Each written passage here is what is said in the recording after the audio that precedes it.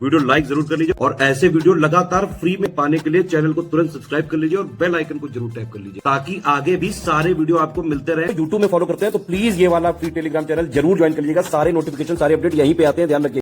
नमस्कार दोस्तों, एक बार फिर से आपका स्वागत है यूपीपीएससी बेस्ट ऑनलाइन कोचिंग के इस यूट्यूब चैनल पर।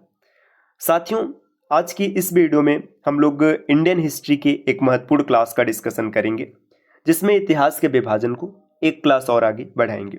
देखिए, इससे पहले की जो वीडियो थी उसमें हम लोगों ने इतिहास के विभाजन में जो लिपि के आधार पर विभाजन किया गया, जिसमें प्राग ऐतिहासिक काल, आद्य ऐतिहासिक काल और ऐतिहासिक काल आता है, उसका डिस्कशन हम लोगों ने कर रखा है। अगर आपने वो वीडियो नहीं देखा हुआ है तो चैनल के प्लेलिस्ट में विजिट करके आप देख सकते हैं। तो साथियों, ये जो सीरीज है ये पूरी तरीके से हैंड रिटन होने वाली है। मतलब यहाँ पर आपको पीडीएफ ऐसे क्लास का नहीं मिलेगा, सीधा सीधा एक एक पॉइंट को लिख कर समझाया जाएगा। तो आप चाहें तो साथ में पेन और कॉपी लेकर बैठिएगा और नोट्स भी बनाते हुए चलिएगा।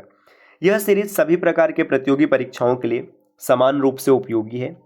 आप किसी भी एग्जाम की तैयारी कर रहे हैं, यहाँ से प्रश्न देखने के लिए ज़रूर मिलेगा। तो चैनल को सब्सक्राइब करके रखिएगा ताकि complete history, geography, polity, economics, science, इन सब चीज़ों को आप फ्री में सीख पाएँ। बाकी जिन साथियों को टीम के पेड कोर्सेज को ज्वाइन करना है तो स्टडी फॉर सिविल सर्विसेज के पेड कोर्सेज को ज्वाइन कर सकते हैं। अभी UPSSC लेखपाल ये सबसे ज़्यादा चर्चा में भर्ती है, तो इसलिए आपको तैयारी पर एकदम लग जाना चाहिए। इसका जो शॉर्ट लिस्टिंग है ये भी जारी हो चुका है, जल्द ही आपको एग्ज़ाम देखने के लिए मिलेगा। साथियों, अगर लेखपाल की पूरी तैयारी आपको करनी तो आप स्टडी फॉर सिविल सर्विसेज के इनिशिएटिव ज्ञान सर एजुकेशन एप्लीकेशन से कोर्स को ज्वाइन कर सकते हैं। अभी होली ऑफर के तहत आपको भारी छूट भी मिला हुआ है। आप किसी भी कोर्स को ज्वाइन करते हैं और कूपन कोड अप्लाई करते हैं ज्ञान सर, तो आपको 50% की छूट मिलेगी, पहली बात। और लेखपाल के लिए अगर आप कोर्स को ज्वाइन कर रहे हैं तो ये आपको ना सिर्फ 500 रुपये में 50% छूट के साथ मात्र 500 रुपये में कंप्लीट स्टडी मटेरियल मिलेगा और साथ ही साथ जो मॉक टेस्ट, मतलब जो 30 टेस्ट सीरीज है, वो भी फ्री में ही मिल जाएगा। तो इसलिए आपको अभी बैच ज्वाइन कर लेना चाहिए, नहीं तो फिर बाद में ज्वाइन करेंगे तो आपका फालतू का एक्स्ट्रा पैसा जाएगा। अभी कोर्स को ज्वाइन कीजिए। किसी भी प्रकार की अतिरिक्त जानकारी के लिए आप टीम से संपर्क कर सकते हैं, जिसके लिए नीचे स्क्रीन पर दिख रहे नंबर पर कॉल या व्हाट्सएप कर आप जानकारी ले सकते हैं। चलिए अब बढ़ते हैं क्लास पर। देखिए, इतिहास के विभाजन में हम लोगों ने इतना सीखा था कि इतिहास को दो बेसिस पे बांटा गया है। पहला था लिपि के आधार पर, लिपि का मतलब लेखन, जो लेखन शैली थी उसके आधार पर, और दूसरा था उपकरण। उपकरण कहने का तात्पर्य टूल्स, किस प्रकार के उपकरण प्रयोग किए जाते थे।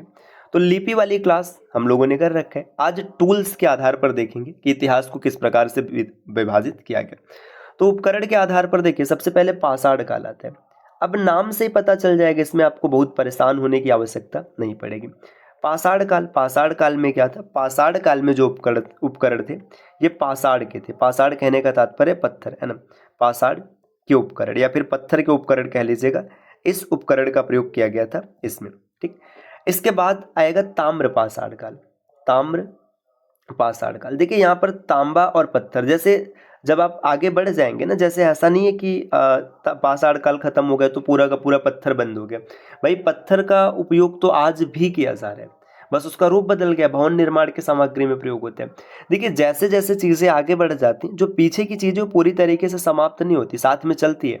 इसका बढ़िया एग्जाम्पल बताया, जैसे अभी आप ये जो टेक्नोलॉजी की दुनिया है, पहले कीपैड सेट आया करता था मोबाइल का, है ना। अब फिर जब स्मार्टफोन आ गया तो ऐसा नहीं कि कीपैड बंद हो गया, अभी भी चल रहा है ना। तो यही चीज़ है, जब आप एक स्टेप आगे बढ़ गए ना, पाषाण में आ गए, तो पाषाण के आगे जब ताम्र पाषाण आया तो तांबा इसमें शामिल हो गया, बाकी पत्थर का उपकरण तो रहेगा ही रहेगा। इसके बाद जब और आगे मतलब समय बढ़ा तो यहाँ पर कांस्य युग आया, कांस्य युग। तो कांस्य युग में अब नाम से पता चल रहा है कि इसमें कांस्य का भी प्रयोग किया जाने लगा। अब पेपर में एक पॉइंट ये कई बार पूछ लेता है कि जो कांस्य होता है, जो ब्रांज होता है, ब्रांज जिसको इंग्लिश में कहते हैं ना, ब्रास अलग चीज होता है, ब्रांज अलग चीज होता है, ये किसका किसका बना होता है? तो ये कॉपर और टिन का बना होता है, ये पॉइंट याद रखिएगा, कॉपर और टिन का बना होता है ब्रांज, है ना। इसके बाद और समय आगे बढ़ा तो लौह युग आया। लौह युग का मतलब इसमें अब लोहे के उपकरण का प्रयोग किया जाने लगा। नेक्स्ट इसके बाद यहाँ पे आ गया लौह युग। तो देखिए, ये टूल्स के आधार पर अगर आप देखेंगे तो यहाँ पे ये चीजें स्पष्ट हो गया। पाषाण में पत्थर के उपकरण है, पाषाण के उपकरण है। ताम्र पाषाण में तांबा प्लस पत्थर है। कांस्य युग में तांबा, पत्थर और कांस्य, और लौह युग में लोहे के उपकरण हो जाएंगे। ठीक, तो ये सामान्य सा 4 है। फिर इसके बाद कुछ इतिहासविद हैं जिनके मत भी आपको पता होना चाहिए। एक इतिहासविद थे जिनका नाम था सीजे थॉमसन, अक्सर पेपर में इनका जिक्र हो जाता है, सीजे थॉमसन, तो इनका नाम आप जरूर याद रखिएगा। सीजे थॉमसन ने क्या किया था, जो ये युग है ना, इसको इन्होंने 3 पार्ट्स में डिवाइड किया था। इन्होंने पाषाण युग बताया, ताम्र कांस्य युग बताया और लौह युग। देखिए इन्होंने पहला क्या बोला, पाषाण युग, चीजें वही हैं, बस थोड़ा सा सबके देखने का नजरिया अलग अलग है। इसके बाद इन्होंने ताम्र और कांस्य दोनों को एक में कर दिया, ताम्र कांस्य युग इन्होंने दूसरा रख दिया, और तीसरा इन्होंने रख दिया लौह युग। तो सीजे थॉमसन ने 3 तरीके से वर्गीकृत किया है, पाषाण युग, ताम्र कांस्य युग और लौह युग। ये जो चीजें इन्होंने वर्गीकृत किया है किस आधार पे किया है, तो एक संग्रहालय है जो कि कोपेनहेगन में, कोपेनहेगन आपको पता होगा डेनमार्क की राजधानी है, कोपेनहेगन में एक संग्रहालय है, यहाँ से जो वस्तु प्राप्त हुई है इसके आधार पर इन्होंने विभाजन किया है। एक नाम आपको और याद रखना चाहिए, इसी क्रम में नाम अक्सर पूछ लिया जाता है, नाम है जॉन लुबाक, है ना। जॉन लुबाक को लॉर्ड एवेबरी के नाम से भी जाना जाता है, जॉन लुबाक। इन्होंने जो विभाजन किया है, इन्होंने विभाजन कुछ इस प्रकार से किया, जो पाषाण काल है, पाषाण काल को इन्होंने 2 भागों में बांट दिया। एक इन्होंने कहा पूरा पाषाण काल, पूरा पाषाण काल, और एक इन्होंने कहा 9 पाषाण काल। ठीक, इसके बाद क्या होता है कि मतलब बाद में इन्होंने देखा एक फ्रांस का गुफा है मॉस द एजी, वहां से कुछ ऐसे उपकरण मिले ना जिसमें मतलब दोनों पूरा और 9 दोनों के वो थे, संक्रमण के बीच का दायरा था। तो लॉटरेट ने 3 भागों में बांट दिया, लॉटरेट ने 3 भागों में बांट दिया, पूरा पाषाण काल, मध्य पाषाण काल और 9 पाषाण काल। तो साथियों ये इतिहास का विभाजन कुछ इस प्रकार से है। उम्मीद है कि अब आपको चीजें समझ में आ गई होंगी। अब हम लोग बात करते हैं जो इतिहास के साक्ष्य हैं, साक्ष्य मतलब इतिहास की जानकारी किस प्रकार से होगी, है ना, साक्ष्य कैसे मिलेंगे, है ना, इसके बारे में देखेंगे। तो देखिए अगर इतिहास की साक्ष्य की बात करें कि साक्ष्य कैसे मिले, तो पूरा तात्विक साक्ष्य और साहित्यिक साक्ष्य, 2 प्रकार के साक्ष्य मिलेंगे। तो यहाँ पर अब हम लोग पहले इतिहास के साक्ष्य के बारे में समझते हैं, है ना। इतिहास के साक्ष्य, साक्ष्य का मतलब यह है कि सबूत कहाँ से मिलता है। एक है पूरा तात्विक साक्ष्य, पूरा तात्विक साक्ष्य का मतलब वे साक्ष्य जो खुदाई से प्राप्त हुए वो पूरा तात्विक साक्ष्य कहलाते हैं। और दूसरा है साहित्यिक साक्ष्य, साहित्यिक साक्ष्य का मतलब है जो रचनाएं रची गई हैं, ग्रंथ रचे गए, वो साहित्यिक में आते हैं। पूरा तात्विक साक्ष्य इतिहास के सभी युगों की जानकारी देते हैं, जबकि साहित्यिक साक्ष्य सिर्फ ऐतिहासिक युग की जानकारी देता है, क्योंकि प्राग ऐतिहासिक इतिहास जो था उसमें लिपि थी ही नहीं, और आद्य ऐतिहासिक समय जो था उसमें लिपि थी, लेकिन हम उसे समझ ही नहीं पाए।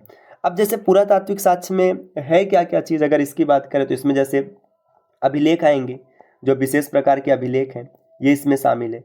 अभिलेख के बाद इसमें जैसे मूर्तियां हो गई, है ना, विशेष प्रकार की मूर्तियां हैं उनको शामिल किया गया, है ना। बर्तन है विशेष प्रकार के, इनको शामिल किया गया। बर्तन के अलावा जैसे चित्रकला हो गया, सिक्का है, मुहर है, उपकरण है, ये सब पुरातात्विक में आते हैं।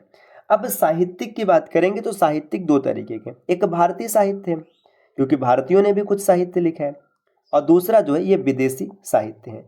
तो अब जो विदेशी साहित्य और भारतीय साहित्य है, इनमें कौन कौन सी चीज़ें शामिल की गई हैं, इनका डिस्कशन हम लोग अगली क्लास में करेंगे।